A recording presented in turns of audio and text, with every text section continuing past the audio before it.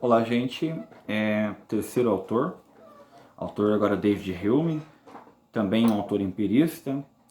Creio que esse vai ser o mais complexo dos autores que vamos estudar.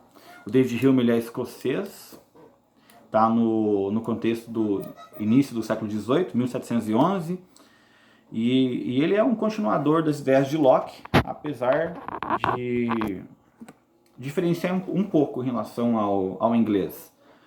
Ele fez uma obra com um título bem semelhante. Não sei se vocês lembram do vídeo passado. Locke escreve uma obra, Ensaio acerca do entendimento humano. E o Hume faz a seguinte obra, uma investigação acerca do entendimento humano e os princípios da moral. Nos fundamentos filosóficos e sociológicos da educação, nós iremos ver um pouco mais sobre a moral lá no terceiro trimestre, tá? Então deixe para depois para falar dessa parte da obra. Por enquanto, vou abordar somente os aspectos que se relacionam ao conhecimento humano e ao aprendizado, tradução do mundo, essas coisas em si. Aí no terceiro trimestre, podemos voltar até esse autor e comentar um pouco mais sobre ele. É um tanto quanto mais denso, mas ele é um continuador de Locke em alguns aspectos. Em que sentido? Para ele, o aprendizado se dá pelo empirismo. Qual que é a diferença do Locke para o Hume? O Locke acredita que através dos sentidos nós conseguimos aprender as coisas. O Hume não, o Hume é cético. O filósofo cético, ele acredita que o verdadeiro conhecimento é impossível, é inacessível aos homens, certo? Dá para entender? Ambos defendem que o aprendizado vem pelos sentidos. Para Locke você aprende de fato.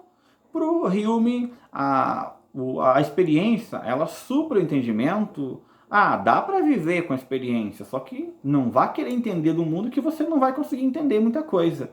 Você vai apenas conseguir construir alguns hábitos, simplificar a tua vida na maneira que dá, só que o teu conhecimento do mundo vai ser tão ínfimo que, enfim, não queira fazer isso uma regra, uma verdade. A rigor, a verdade não existe para esses autores céticos. Tranquilo? Até aí dá para entender?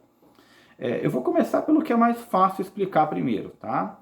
Ele, na seção 1, ele fala um pouquinho sobre a metafísica. Vocês lembram o que é metafísica? Metafísica é aquilo que transcende a física. A física precisa de uma explicação científica, comprovada, com regras, com experiências. E a metafísica não. A metafísica ela não é passível de experiência. Está mais no conjunto do imaginativo, do dogma, das crenças. Então ele fala assim, o homem, tendo essa mente débil e incapaz, não explica nada. Não é capaz de explicar as perguntas mais essenciais. Se você chegar lá no Paleolítico, a idade da pedra lascada, e perguntar para um idoso, se pudesse fazer isso, evidentemente, perguntasse para um idoso de 30 anos, para que nós estamos fazendo no mundo? O que nós viemos fazer aqui? Qual que é a nossa função? Existe uma finalidade? Ele não saberia responder, porque ele é bem movido pelo instinto e sua racionalidade é bem limitada, guardadas as devidas proporções, tá bom?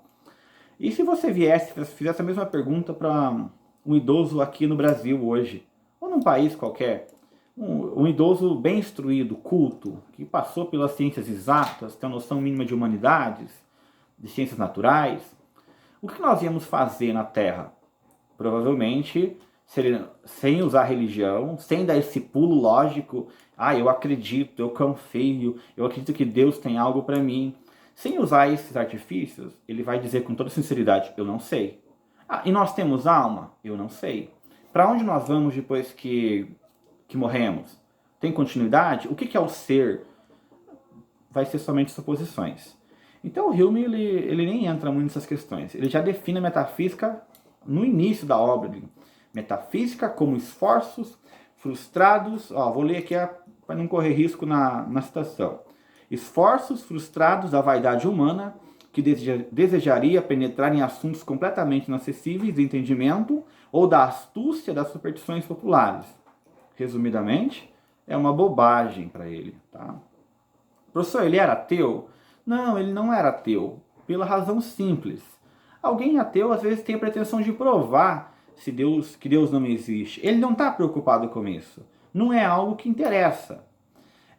Então as pessoas, tanto com Hume como Nietzsche, têm o hábito de perguntar se esses filósofos eram ateus. Eles não estão preocupados com a religião. É diferente. Eles falam que a religião não tem sentido e eu não vou mexer com aquilo. É como você que está, sei lá, passa... Deixa eu dar meu exemplo aqui no baile funk. Eu passei na frente no baile funk, eu não estou preocupado com o baile funk. Não me afeta em nada, então deixa pra lá. Não tem como a pessoa me classificar se eu gosto ou se não gosto, porque eu não tenho preocupação com aquilo. Da mesma forma, é a ideia de divindade para Hume ou para Friedrich Nietzsche. É a mesma ideia. Eles não querem discutir esse assunto que para eles não tem significado nenhum. Bom, em relação à física, em relação às experiências no mundo real, há dois tipos de conhecimentos, a rigor, dois principais, evidentemente que há muitos outros que vocês verão em filosofia, não em fundamentos, mas enfim, conhecimento pelo senso comum e conhecimento através do saber científico.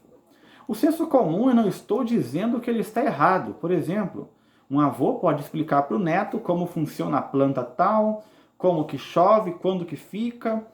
Só que ele não tem a preocupação de provar aquilo. Ele fala porque ele ouviu, porque faz parte de uma tradição oral, grupal. E o saber científico exige-se que seja comprovado. Quando a gente fala teoria científica, implica que houve uma comprovação e com experimentos, enfim, e uma taxa de recorrência ampla. Deixa eu dar um exemplo, a vacina do Covid-19. O que seria algo? O que seria uma vacina, um conhecimento científico? Após desenvolver produtos testados em casos N diferentes, uma multiplicidade de seres, de humanos, aí vai determinar se a vacina cura, qual que é a taxa, qual que é a incidência. Então, essa é a diferença do senso comum. Vamos lá? Senso comum não precisa ser verificável, pode estar correto, pode estar incorreto. E o saber científico exige verificação. O que o Hume fala sendo cético? Ele fala que o pleno conhecimento é impossível. Eu vou ler algumas coisas aqui para ele, o que se mantém e o que não se mantém em relação a Locke. Se mantém a frase lá na seção 2, da origem das ideias, que o mais vívido do pensamento sempre será inferior à mais obtusa das sensações. Ou seja, ele também defende a experiência como superior às ideias.